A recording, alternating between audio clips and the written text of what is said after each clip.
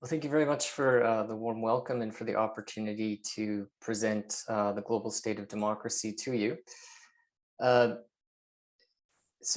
as Jeremy very well explained, the organization I work for engages in a lot of different activities, including technical assistance in elections and the programs that he mentioned as well. I work in the more desk-based research side of things, and working a lot on the data that we use to measure the state of democracy around the world and writing reports such as the one that Jeremy discussed, the Global State of Democracy report. And we titled it in 2021, Building Resilience in a Pandemic Era, which sort of foreshadows the policy recommendations that we make at the end of the report. In broad terms, it covers developments in 165 countries around the world using data that begin in 1975 and run through the end of 2020. And we'll have new data that runs through the end of 2021 in the next couple of months. So to begin, it's helpful to describe what is democracy, and I'm sure you all know what democracy is, but if you've thought about it for a little while, I'm sure you've realized that it's a contentious concept and has many sort of shades of meaning and nuances, and is used by different governments to mean different things. So at International IDEA, we define democracy as having these two fundamental principles, which are popular control over public decision makers and decision making, and equality between citizens in the exercise of that control. So this is the core of what democracy is. But then when we come to measuring it, we don't measure democracy in a singular way. We measure it in terms of 5 attributes of democracy, which you can see in this this figure here: representative government, fundamental rights, checks on government, impartial administration, and participatory engagement. And each of those has sub-attributes that contribute to it, and then subcomponents. The main thing to take from this this representation of our theoretical framework is that democracy has been realized in many different ways, in many different places, and throughout history. And there's no such thing as a perfect democracy. That's why we don't have a singular value of democracy. We measure it in these different ways to take account of the varieties of democratic experience around the world. But principally, we collect data from a number of different organizations. In the end, have 116 input variables that we use to estimate the values of these sub-attributes of democracy. And I'm happy to discuss any of that in further detail later on. The top line takeaway of the report is essentially that the world is becoming increasingly authoritarian. And we see that in a few different ways. First, is this very simple graph illustrates the number of democracies around the world has been declining. We, as I said, measure democracy in a disaggregated way, but we also make a sort of simple distinction between a few different regime types: democracies, authoritarian regimes, and hybrid regimes. And in that sense, 2015 had 104 democracies. So 63% of the countries that we deal with in our data were democratic, at least in some minimal way. And that number has been fairly steadily declining through to 2020, when there were only 98 democracies in the world. And then in 2021, which obviously isn't in this graph, we lost more democracies through things such as flawed elections and military coups. It's fairly notable, actually, that 2020 and 2021 have seen a pretty rapid increase in the number of coups taking place around the world, and particularly in West Africa. So another way to visualize that same trend of countries moving in an authoritarian direction, or an increase in authoritarianism, is just to plot the number of countries moving into democracy in a given year versus those moving out of democracy, either into a hybrid regime or an authoritarian regime. And we see that in 2020, it was the 5th consecutive year in which the number of countries moving towards authoritarianism exceeded the number moving towards democracy. So you can see there were a few countries still moving towards democracy, but more moving towards authoritarianism. And this sort of 5-year trend is an echo of what happened during the global financial crisis in 2008 and 2009 in particular. And so with that in mind, we'd be fairly concerned about what might happen in 2021 and 22. Well, 21 has passed, but we'll have the data soon. As a financial calamity may push some countries more towards authoritarianism. Another way to look at this is just to graph the trend line over time in terms of, in orange here we have authoritarian regimes, in kind of the blue is hybrid regimes, and then in green we have high-performing democracies. And it's important to distinguish here, we're talking about high-performing democracies as a subset of all democracies, so the best democracies.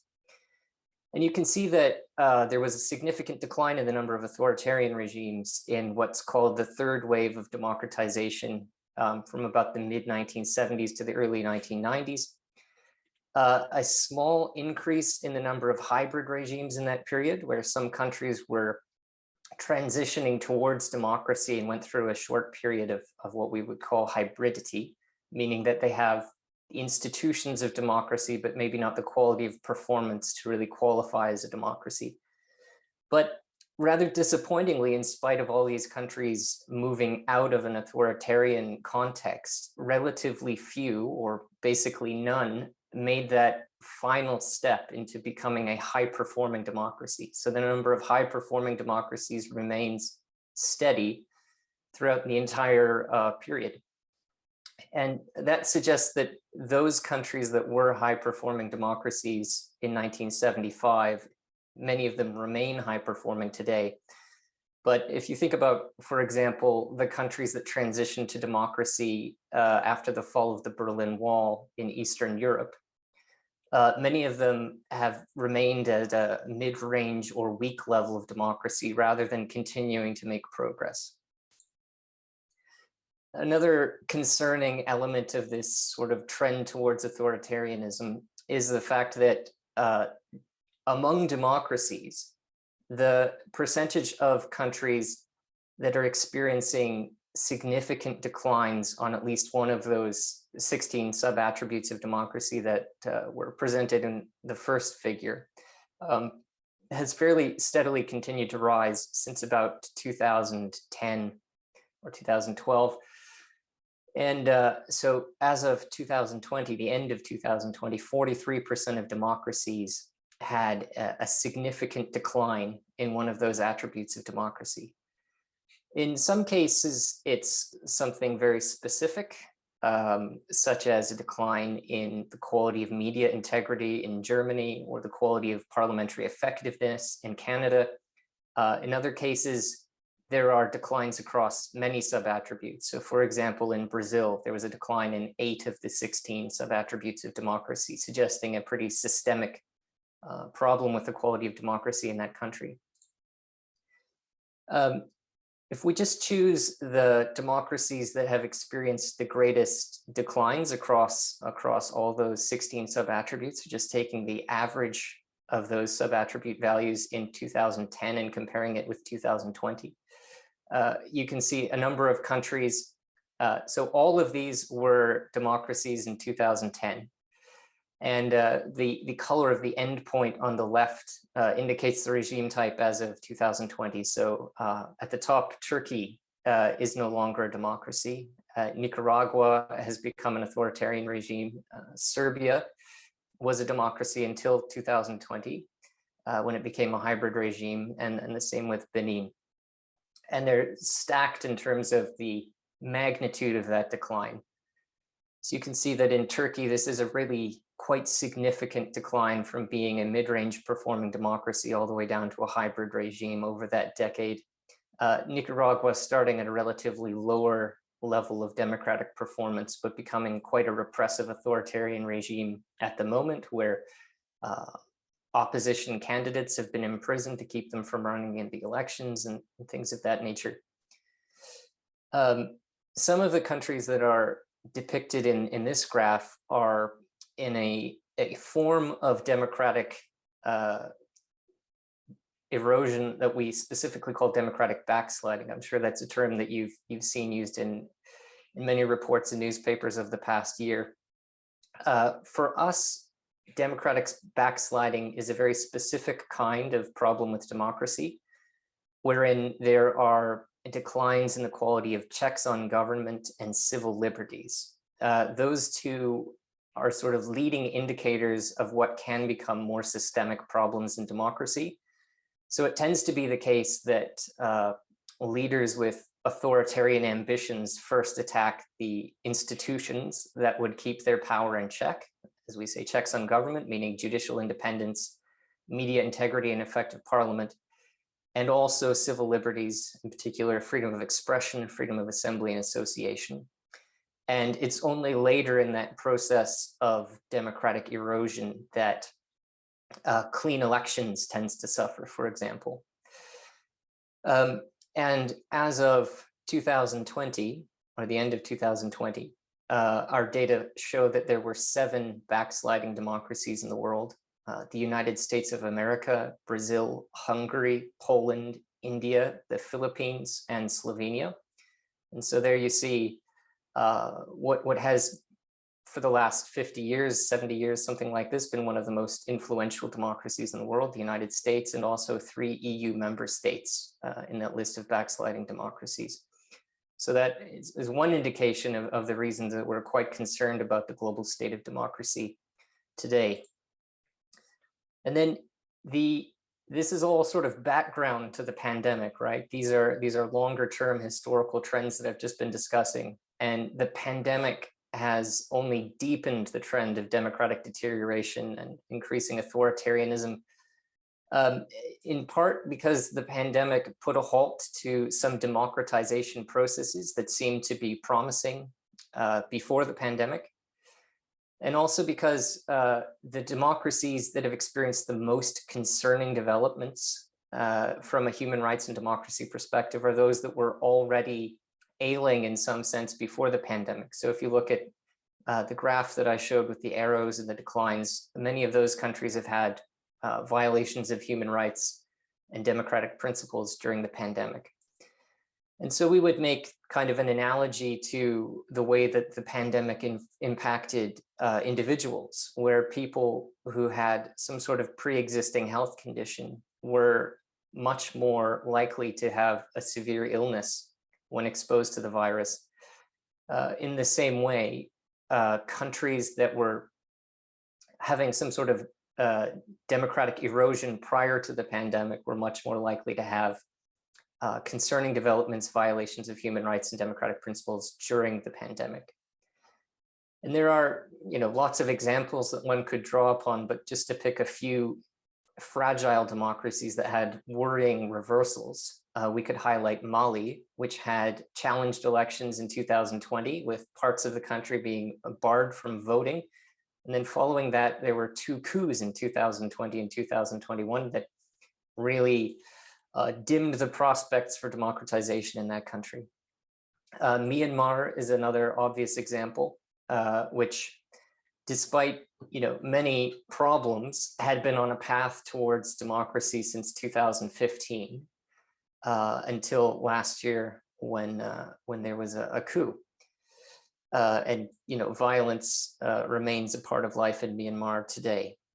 Another example that is quite concerning is Tunisia, which had been making great strides towards democracy in recent years with a new constitution and beginning to have a culture of democratic participation. But there have been a number of challenging events in the last year and a half or so. For example, in 2021, the president deposed the prime minister and replaced him. And then there was an invocation of emergency powers. And then most recently, There's been a challenge to judicial independence in Tunisia, which is ongoing, and we'll see how that develops.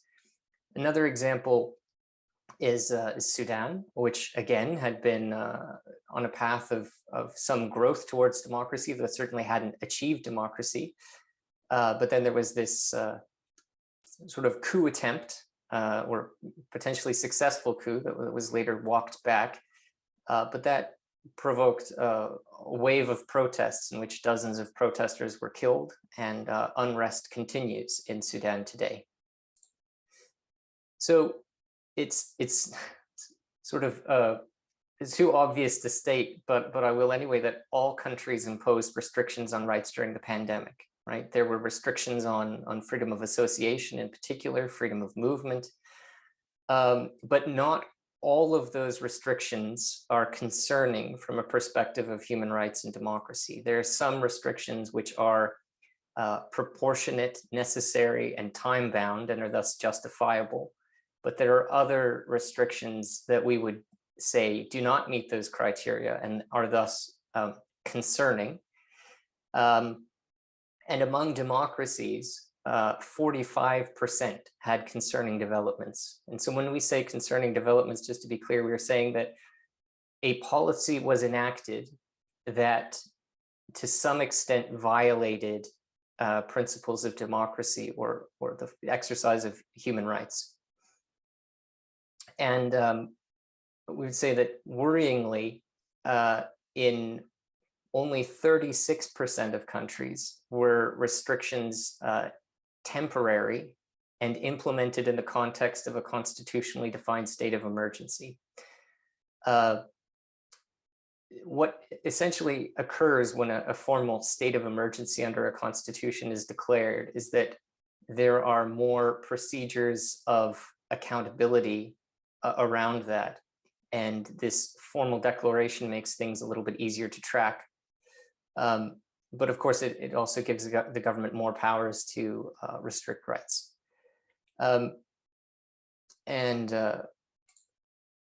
One bright spot, shall we say, of the way that governments responded to the pandemic was that many found ways to hold credible elections during the pandemic. And again, the temporality is interesting here, where in blue, we have postponed elections. So a lot of elections were postponed in April and very few held on schedule. This continues into May. But by June and July, many elections that had been postponed were actually held. And you can see throughout the rest of the period that we covered in that report, there was something of a return to normal scheduling in elections. So many countries found interesting and innovative ways to enable political campaigning despite restrictions on gatherings. Electoral management boards found ways to make voting safer or socially distanced and sanitary. There was a great increase in mail-in voting and early voting, for example, in many countries. A broad category of things that we would call special voting arrangements. And we would hope, actually, that many of those special voting arrangements would continue. So the decline in electoral participation during the pandemic was much less than we would have expected. In some regions of the world, the trend was essentially flat. In the much discussed 2020 election in the United States of America, turnout was actually up, which I think speaks to the success of these special voting arrangements. Another interesting, positive, or at least ambivalent development during the pandemic has been a significant level of protest activity across many countries. There had been a sort of gentle uptick in protest activity prior to the pandemic. Some of these events were covered in the press quite extensively. For example, the Black Lives Matter protests in the United States, protests for democracy in Hong Kong, but it's really a global phenomenon. And in broad terms, we would say that it's quite encouraging that people continue to manifest their policy and political goals through protests during the pandemic. In many challenging places, including, of course, Belarus, Myanmar, but also Eswatini and Cuba. And protests for a wide variety of things, including for action against climate change and racial inequalities. And so more than 3/4 of the countries of the world have experienced protests during the pandemic, despite the challenges and restrictions. So to kind of wrap up our report, we like to put forward some policy recommendations. And for more specific things, I would certainly invite you to read the report itself. But in broad terms, we propose this agenda with 3 main points for how democratic renewal can take place. First, deliver. And so we suggest that governments need to deliver a new social contract that closes the gap between what people want and what governments currently deliver by designing responsible, inclusive, accountable, transparent institutions and orienting policy towards achieving sustainable government. And in particular, to make commitments to their constituents to tackle inequality and corruption, and to better achieve environmental sustainability. And in broad terms, to deliver the things that people need to live their lives with dignity and to pursue opportunities that are important to them. Our second point is rebuild. So we suggest that governments need to bring existing institutions into the 21st century by updating practices in established democracies, building capacity in new democracies, protecting electoral integrity, fundamental freedoms, and the checks and balances that are essential to thriving democratic systems. We also suggest that political institutions, in some cases at least, must be redesigned or amended so that they are citizen and people-centered rather than elite-centered, and that in doing so, it's necessary to disrupt the status quo and essentially give the people access to the levers of power at all levels. And by all levels, we mean at the local level and maybe the county level and of course the national level. And third, looking outward from democracies in particular to prevent rising authoritarianism and democratic backsliding. And we suggest that this can happen in a few different ways. First, by investing in education at all levels of schooling to better instruct people in what is necessary to have a functioning democracy and the ways that citizens need to be involved to make that happen. Also by supporting independent civil society groups and media and addressing the behaviors that contribute to the spread of disinformation. On this point, we mean that not only should, in some cases, governments enact policies that disincentivize the spread of disinformation, but also that it's up to each of us to counter disinformation wherever we encounter it, in particular in social media, and broadly to have an increase in accountability towards the government, that an empowered civil society, a robust and independent media, and thorough investment, as we said, in schooling can give us the tools to keep governments accountable and to make sure that they deliver on their commitments. So that's all from me in terms of a presentation. If you'd like to read the report, it's available there at www.idea.int and then /GSOD, and that will take you to our global report, regional reports. You can browse through the policy recommendations and data visualizations and actually explore the data for yourself if that's something that you'd be interested in doing. So thanks once again for the opportunity to present this.